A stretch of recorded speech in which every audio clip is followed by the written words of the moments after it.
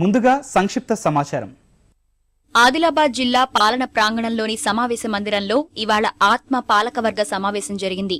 ఈ ఆర్థిక సంవత్సరంలో రైతులకు శాస్త్ర సాంకేతికంగా అందించాల్సిన చర్యలపై అధికారులు సమీక్షించారు.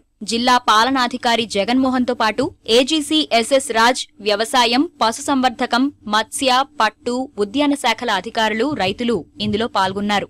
సమావేశంలో చర్చించిన అంశాలను ఆత్మ పీడీ మనోహర్ వివరించారు.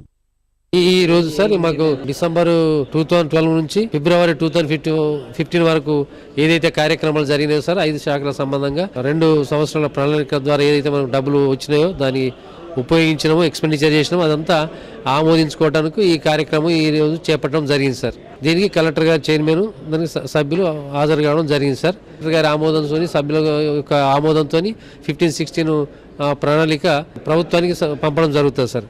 ముఖ్యంగా ఈ రసాయనిక ఎరువులు తగ్గించి సేంద్రియ ఎరువులను వాడడం, అది రైతుకు తెలియపరచడము, రైతు ట్రైనింగ్లలో చెప్పడం క్రమాలు జరుగుతూ ఉంటాయి.